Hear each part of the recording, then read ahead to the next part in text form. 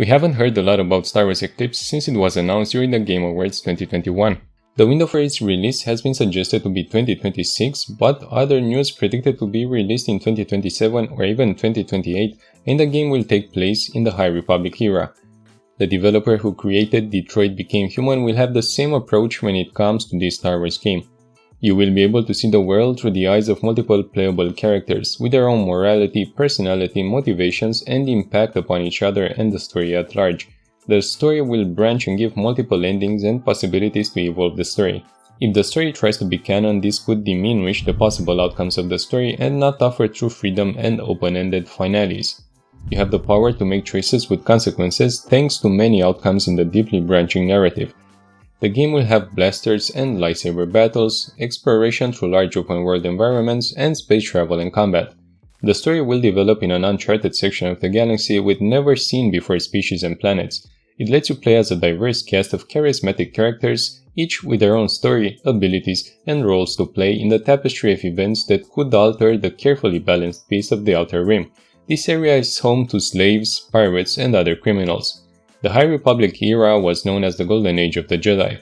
The era takes place hundreds of years before the Skywalker saga, when the Galactic Republic was said to be at its height. There are political tensions in this part of the Outer Rim. The location is one we haven't encountered yet in the Star Wars game. The development will take place in Paris and Montreal, and the publisher will be Quantic Dreams. This will be the biggest project that Quantic Dream has done so far. Rumors in the media indicate that the engine they used was not well suited for the type of game they wanted to make, and that the company was understaffed for the amount of work that they needed to get done on the game. Basically, we need to know right now that the game is in progress.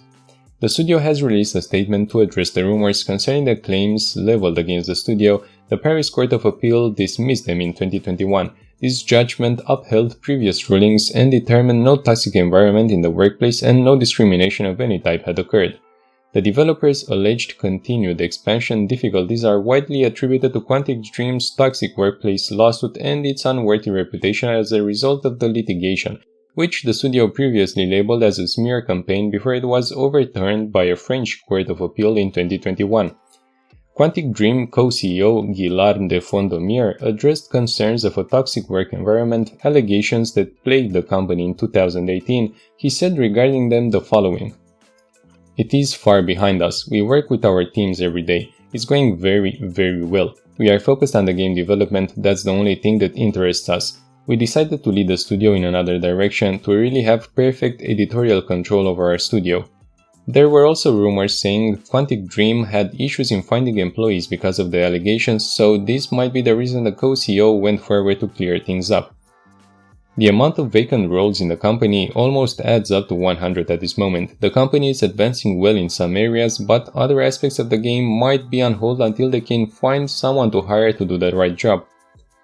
A new video posted on the website for the French news channel BFM TV features a new behind-the-scene look that indicates that progress on Star Wars Eclipse is still ongoing. The video does not feature any new gameplay footage, but it does showcase the performance capture equipment that allows the studio to digitally recreate a real actor's likeness, along with a demonstration of the sound mixing used to create the noise that will be heard in the game. Some people believe the trailer had a purpose to convince investors into acquiring the company, since the project was too ambitious and would need to find the kind of resources the parent company can provide, which is now NetEase. Quantic Dream CEO Guillaume de Fondomier has stated that Star Wars Eclipse won't feel too dissimilar to its previous games. "I think with each new title we try to innovate, we try to explore new ground.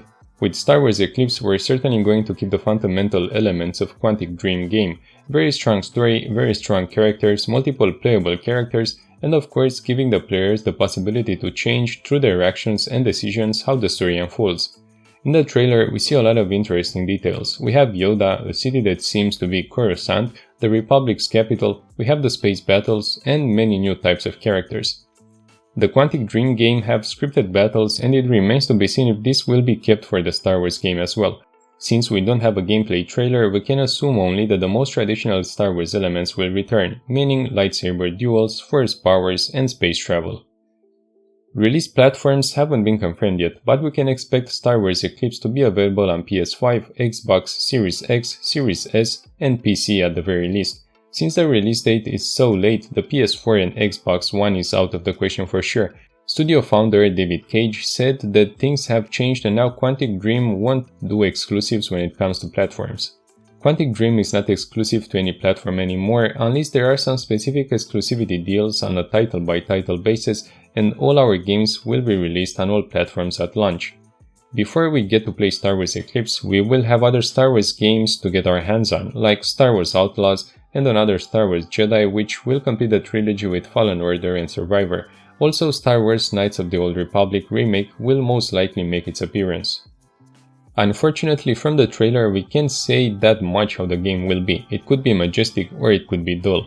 But if you enjoy previous Quantic Dream games, this will surely be one you'll love. Adding the fact that the game will have an enhanced engine and will have a broader spectrum of interactions like ship battles and lightsabers, we can expect this game to be one of the biggest games the company has made and also one of the best Star Wars games, if they really manage to get players immersed in the Star Wars universe.